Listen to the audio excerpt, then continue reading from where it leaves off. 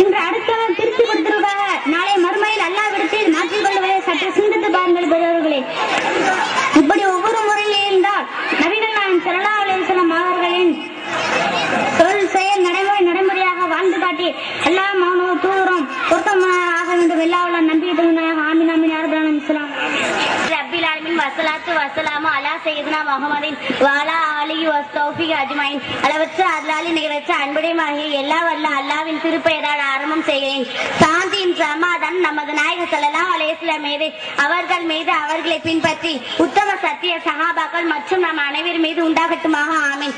விழாவிற்கு தலைமையேற்றும் சீரோடு நடத்தி கொண்டிருக்கும் தலைவர் அவர்களே, ஆலிம் அவர்களே, பெரியவர்களே, தாய்மார்களே, இன்றைய பெண்களிடத்தில் தீனுல் இஸ்லாத்தின் நடைமுறைகளின் நல்ல செயல்களின் ஆர்வம் ஏற்பட்டுவிட்டால் குழந்தைகளுக்கும் அந்த நல்ல பழக்கங்கள் வந்துவிடும். ஒரு குழந்தை நல்லவராவதும் தீயவராவதும் தாயினுடைய பொறுப்பு தான். குழந்தை நல்லவராக வளர வேண்டும் என்றால் தாய் தான் அந்த குழந்தைக்கு இஸ்லாத்தை கற்றுத்தர வேண்டும்.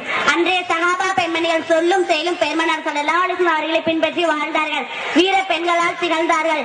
சண்டையிடவும் தயாரானார்கள். என்ன தெரு சண்டை போடவா? இல்லை இல்லை, மார்க்க போருக்கு நாங்கள் வருகிறோம். போரில் காயப்பட்டு கிடப்பவர்களுக்கு மருந்து கொடுத்து தண்ணீர் போட்டி சேவை செய்ய புறப்பட்டார்கள். ஆனால் இன்றைய பெண்கள் எத்தனை சொல்கிறார்கள், நோன்பு வைக்கிறார்கள், மார்க்க சட்டப்படி நடக்கிறார்கள். சிந்திக்க வேண்டும் தாய்மார்களை. இன்னும் சொல்ல போனால் கணவனை மதிப்பது கிடையாது, குழந்தைகளை சரியாக கவனிப்பது கிடையாது. தலையில் முக்காடு கூட போடாத தாய்மார்கள் எத்தனை பேர்? நன்மையான காரியங்கள் செய்யாமல் வீட்டுக்கு வீடு புறா பேசி திரியும் மனிதர்கள் எத்தனை பேர்? இதனாலவே எனவே நாயகம் ஸல்லல்லாஹு அலைஹி வஸல்லம் அவர்கள் சொன்னார்கள், நான் மெஹராஜ் சென்றிருக்கும் சமயம் பெண்கள் தான் நரகத்தில் அதிகம் இருக்கின்றேன் என்றார். கபூருடைய வேதனை யாருக்கு தெரியுமா? சகோதர சகோதரிகளே, சிறுநீர் கழித்து சுத்தம் செய்யாதவர்களுக்கும் புறம் பேசுவதற்குதான் என்று பெருமானார் ஸல்லல்லாஹு அலைஹி வஸல்லம் அவர்கள் கூறினார்கள்.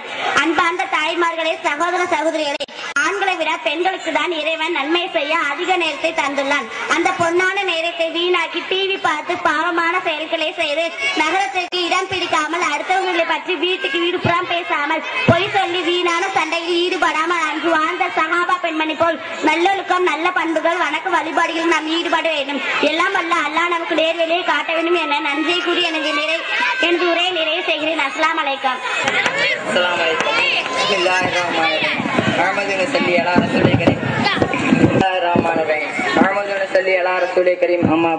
அளவில்லா அருளும் நேரில்லா அன்பும் இளங்கமோர் இறையன் இனிய திருநாமம் போற்றி எனதுரையை தொடங்குகிறேன். அவனின் சாந்தியும் சமாதானமும் அகில உலக தலைவர் சத்திய தூதர் தன்மார்க்க போதர் அண்ணலம் பெருமானார் ரசூலே கரீம் ஸல்லல்லாஹு அலைஹி வஸல்லம் அவர்கள் மீதும் அவர்களின் தூய குடும்பத்தார்கள் தோழர்கள் நம் அனைவர்கள் மீது என்றென்றும் நிலவட்டுமா. ஆமீன். சிறப்புமிக்க விழாவின் தலைவர் அவர்களே, மார்க்க அறிஞர்களே, பெற்றோர்களே, தாய்மார்களே, இன்று மதுவும் சூதும் என்ற தலைப்பில் எனக்கு பேச வாய்ப்பிடித்த அல்லாஹ்வுக்கு எல்லா போலும். இன்று மனித குலத்தையே சீரழிப்பது இந்த குடிப்பழக்கம் சூதாடுவதுதான் என்பதில் எவ்வித சந்தேகமும் இல்லை. இந்த இரண்டு தீய பழக்கங்களும் இஸ்லாத்தில் தடை செய்யப்பட்டிருந்தும் நம் சமுதாயம் இதில் மூழ்கியிருப்பதை காண்கிறோம். காரணம் ஈமான் இஸ்லாத்தை பற்றி சரியாக தெரிந்து கொள்ளாதான் என்பதை நாம் விளக்க வேண்டும். கியாமத் நாள் என்று ஒரு நாள் உண்டு. அந்நாளில் ஹலாலான நல்ல காரியங்கள் செய்தியார், ஹராமான தீய காரியங்கள் செய்தியார் என்று அல்லாஹ் மனிதர்களை பிரித்து நல்லவர்களை சொர்க்கத்திற்கும் தீயவர்களை நரகத்திற்கும் அனுப்புவான். அங்கே யாருடைய அதிகாரமோ செல்வாக்கோ பலிக்காது என்பதை நம் மனதில் பதிய வைத்துக் கொள்ள வேண்டும். இன்று எத்தனையோ குடும்பங்கள் இந்த தீய பழக்கத்தினால் பிரச்சனை ஏற்பட்டு சீரழிவதை காண்கிறோம். குடும்பத்தில் ஒருவனுக்கு சூதாடும் அல்லது மது அருந்து பழக்கம் என்றால் அவன் சம்பாதிக்கும் பணம் அனைத்தையும் சூதாடுவதிலும் மது அருந்துவதிலும் செலவு செய்கிறான். இதனால் அந்த குடும்பம் மர்மையாலும் தர்த்தனியத்தாலும் முன்னேற முடியாமல் நிம்மதி இழந்து விடுகிறது. நல்ல மனிதர்களை இந்த உலகம் அழைக்கிறது. ஆனால் இந்த தீய பழக்கம் உடையவர்களே கேவலமா இழிவாக பேசுகிறார்கள். சரி, இவனுக்கு மட்டுமா இந்த இழிவு நிலை என்றால் இவனை பெற்றெடுத்த தாய், தந்தை, மனைவி, மக்கள், உறவினர், இவன் சார்ந்த தெரு, ஊர், இப்படி அனைவரையும் கேவலமாக பேசுகிறார்கள். அல்லாஹ் தஆலா தித்திக்கும் திருமறையில் கூறுகிறான், யா அய்யுஹல்லதீன ஆமனூ இன்னமல் ஹமரு வல் மைஸிரு வல் அன்சாபு வல் அஸ்லாமு ரிஜ்சும் மின் அமலி ஷைத்தான் ஃபஜ்தனிபூஹு லஅல்லஹும் துஃப்லிஹூன். இறை நம்பிக்கையாளர்களே, சூதாடுவதும் மது அருந்துவதும் குறுக்கேட்பதும் சைத்தானின் அருவருத்தக்க செயலாகும். இதை விட்டு விலகினா வெற்றி பெறுவீர்கள் என்று அல்லாஹ் வெற்றி பெற வழியாடுகிறான். குர்ஆனில் எங்கெல்லாம் மதுவை பற்றி கூறுகிறானோ அங்கெல்லாம் சூதாட்டத்தை பற்றி சேர்த்தே கூறுகிறான். இரண்டுக்கும் ஒரே தண்டனை தான். பணமோ பொருளோ வைத்து விளையாடும் அனைத்தும் சூதாட்டம் தான். நாயகம் ஸல்லல்லாஹு அலைஹி வஸல்லம் அவர்கள் 4 விதமான மனிதர்கள் சொர்க்கம் நுழைய மாட்டார்கள் என்றார்கள். அவர்கள் யார் என்றால் சூதாடுபவர்கள், மது அருந்தவர்கள், பெற்றோரை நோயினை செய்தவர்கள், செய்த தர்மத்தை சொல்லி காண்பவர்கள். பார்த்தீர்களா பெரியவர்களே, மது சூதுவுக்கு அடிமையானவர்கள் சொர்க்கம் நுழைய முடியாதாம். மேலும் இந்த தீய பழக்கத்தை உடையவர்கள் நாளை மறுமையில் எப்படி எழுப்பப்படுவார்கள் தெரியுமா? குருடர்களாகவும் மாட்டின் கொம்பு போன்ற பற்கள் உடையவர்களாகவும் நெஞ்சுபுரை உதடு தொங்குவர்களாக எழுப்பப்படுவார்கள் என்று கண்மணி நாயகம் ஸல்லல்லாஹு அலைஹி வஸல்லம் அவர்கள் எச்சரித்துள்ளார்கள். நாம் பிறக்கும் போது இந்த தீய செயல்களை அல்லாஹ் தடை செய்துள்ளான் என்று என்று தெரிந்தும் சிலர் செய்து கொண்டிருக்கின்றனர்.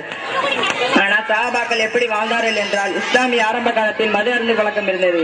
ஆனால் மது அருந்த கூடாது என்று அல்லாஹ்விடம் இருந்து கட்டளை வந்தவுடன் உடனே அந்த மதுவை தூக்கி இருந்தார்கள். எப்படி என்றால், மதீனத்து வீதியிலே மதாறு ஓடியதாம்.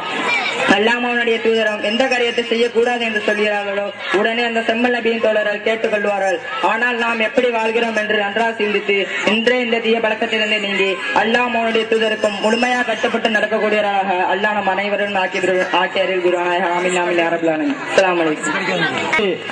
அமர்ந்திருக்கிறார் நமது பள்ளி மாணவர் ஷேக் இர்ஃபான். கடைசியாக நூரானியா என்ற மாணவி.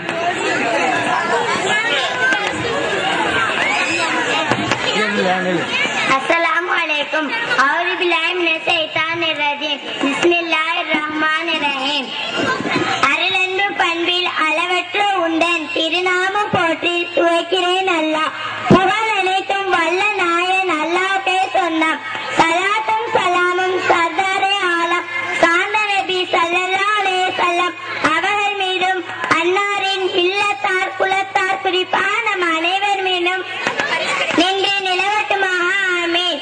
மரியாதைக்குரிய விழாவின் தலைவர் அவர்களே, கண்ணிமிக்க பெரியோர்களே, பாசமிக்க தாய்மார்களே, இவ்வுலகில் உள்ள மார்க்கங்களில் உன்னதமான உண்மையான மார்க்கமான இஸ்லாம் மார்க்கத்தை பின்பற்றி வாழும் பாக்கியத்தை நாம் வெற்றிப்பது வல்ல அல்லாஹ் நம் மீது புரிந்துள்ள அருள் பாக்கியங்களில் மிகவும் மேலானது. அல்ஹம்துலில்லாஹ். அன்பெல்லாம் கொண்டவர்களே, நம்முடைய தீனில் இஸ்லாம் மட்டுமே மனித வாழ்க்கையின் அத்துணை பகுதிகளுக்கும் தேவையான வழிகாட்டுதலை வழங்கக்கூடியதாக இருக்கிறது. தாயின் கருவறையில் இருந்து வெளியேறும் ஒரு மனிதன் அவன் கல்லறையை அடையும் வரை ஒவ்வொரு அசையிலும் எப்படி செயல்பட வேண்டும் என்பதை பட்டியல் போட்டு காட்டுகிறது. இஸ்லாம் கூறும் அந்த வழியில் நம்முடைய வாழ்க்கை அமைந்து கொண்டால் நாம் தான் வெற்றியாளர்கள் என்பதில் எந்த சந்தேகமும் இல்லை.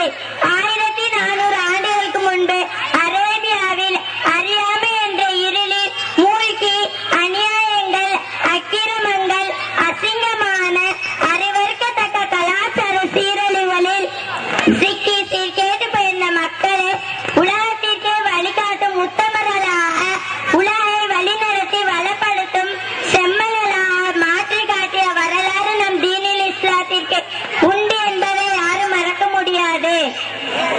வாழ்க்கையில் வெற்றி பெற விரும்பக்கூடியவர்கள் இஸ்லாமிய வழிகாட்டுதலை பின்பற்றட்டும் என்று அல்லாஹ் கூறுகிறான். குர்ஆன் அண்ணன் நபி ஸல்லல்லாஹு அலைஹி வஸல்லம் அவர்களின் ஹதீஸ்களும் அழைப்பு விடுத்து கொண்டே இருக்கிறது. ஆனால் இன்று நாம் எப்படி வாழ்ந்து கொண்டே இருக்கிறோம் என்பதை சிந்திக்க வேண்டும். முற்றிலும் நமது இஸ்லாமிய கலாச்சாரத்தை பின்னுக்கு தள்ளிவிட்டு அந்நிய கலாச்சாரங்களுக்கு முக்கியத்துவம் கொடுத்து அதுவே நமது வாழ்க்கையாக ஏற்று வாழ்கிறோம். அல்லாஹ் கூறுகிறான், யா அய்யுஹல்லதீன ஆமனு உதுஹுலு ஃபீ ஸில்மி காஃபத்தன் வலா தத்தபிகு ஹுதுவாதி ஷைத்தான். ஈமான் கொண்டவர்களே, நீங்கள் தீனுல் இஸ்லாத்தின் முழுமையாக நுழைந்து விடுங்கள், ஷைத்தானின் அடிச்சுவடுகளை பின்பற்றாதீர்கள் என்று அல்லாஹ் கூறுகிறான். ஆகவே அன்பெல்லாம் கொண்ட பெரியோர்களே, தாய்மார்களே, நாம் சிந்திக்க வேண்டும். நம்முடைய எத்தனை விசேஷங்களின் காரியங்களில் நம் இஸ்லாமிய மறுப்புகளை கடந்து நாம் வரம்பி மீறுகிறோம். எப்படி நாம் வெட்ட வேண்டும் என்பதிலிருந்து எப்படி நாட்டை ஆள வேண்டும் என்பதை வரை எல்லா விஷயங்களுக்கும் நம்முடைய மார்க்கம் நமக்கு வழிகாட்டுகிறது. ஆனால் இன்று நாம் எப்படி வாழ்ந்து கொண்டே இருக்கிறோம் என்பதை சிந்திக்க வேண்டும். இஸ்லாமிய வழிகாட்டுதலை வாழ்வில் கடைபிடித்தார்கள். எப்பொழுதும் தலை குனியவே அவமானத்தை அடைய மாட்டார்கள். மாறா உயர்வு கண்ணியம் வளமான வாழ்வுக்கு சொந்தக்காரர்களாக இருப்பார்கள் என்பதை வரலாறுகளை புரட்டி பார்த்தால் புரிந்து கொள்ள முடியும். எவர் அல்லாஹ்வுக்கும் அவன் தூதர் முகமது நபி ஸல்லல்லாஹு அலைஹி வஸல்லம் அவர்களுக்கு